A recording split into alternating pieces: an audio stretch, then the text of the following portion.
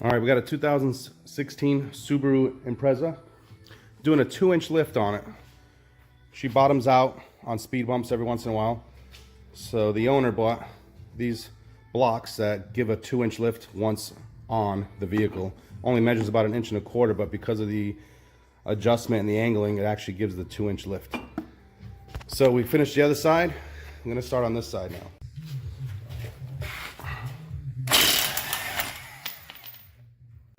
All right, I'm gonna remove the wheel.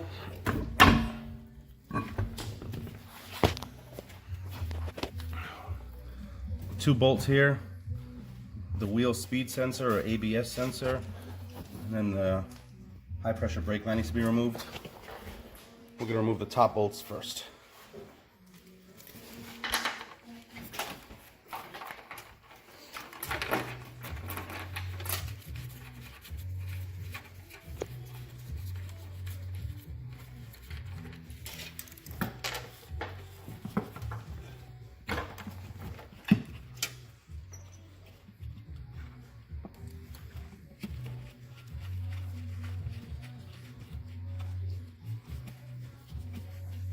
All right, while he's removing the tops, I'm gonna remove the high pressure brake line.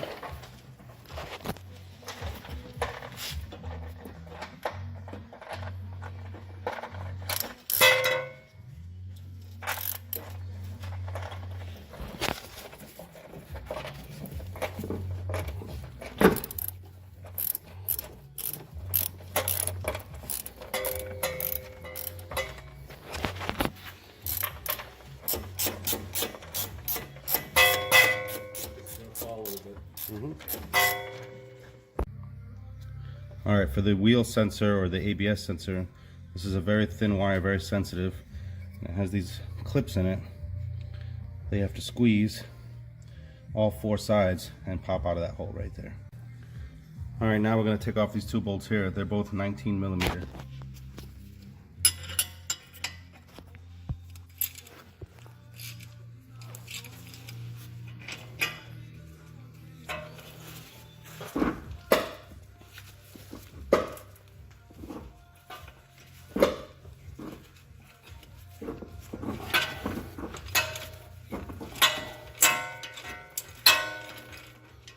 You could use air for these, but it's hard to get in these angles unless you're in a super rush.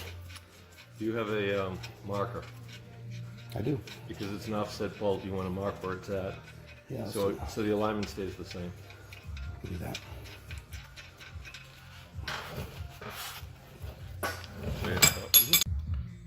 So what we did here was mark the bolts so they line up the same way when they go back in. All right, with those 2 bolts removed, let's remove the strut.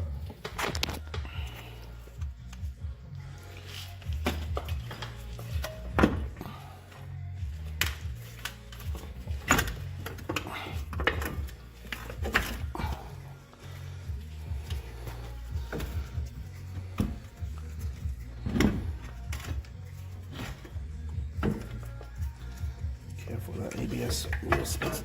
All right, she's out. All right. Just tighten up the 3 bolts up top.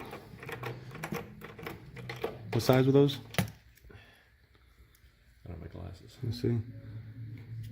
Those are 13 mils.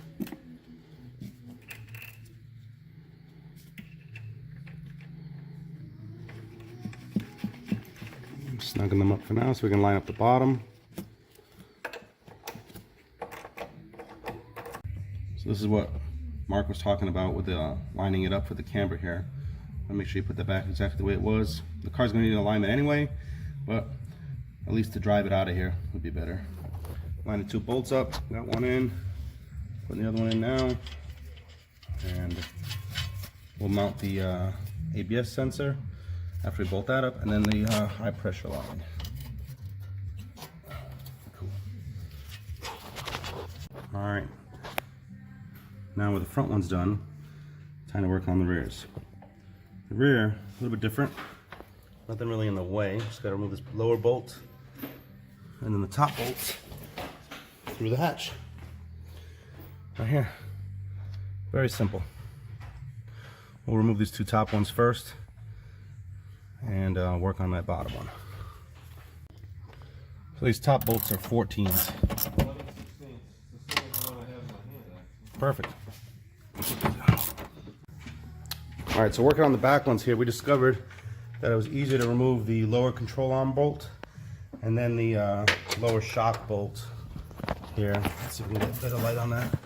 So yeah, remove the lower control arm bolt, remove the shock bolt, and now we're removing the top bolts, and the shock should just fall out. All right, with the strut removed, new adapter on, lined up, and torqued down. Okay, now we're just tightening up the top bolts, line them in, tighten them up.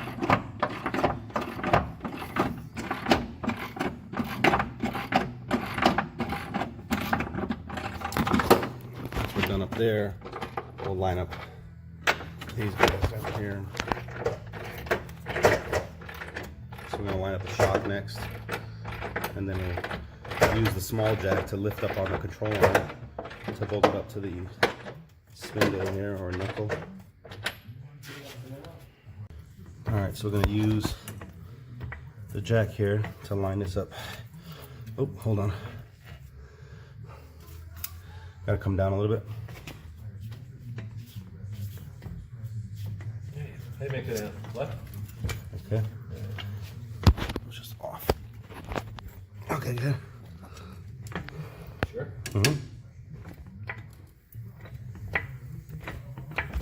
Nope, stop.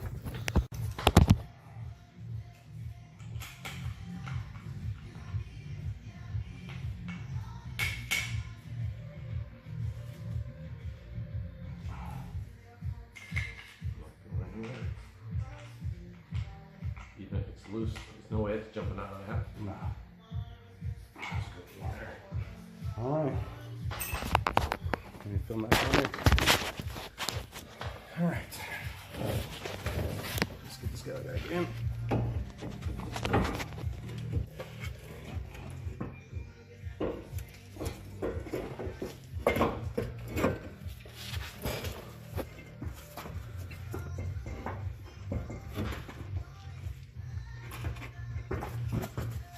You know what? You need to put those nuts on. Lift this off of here.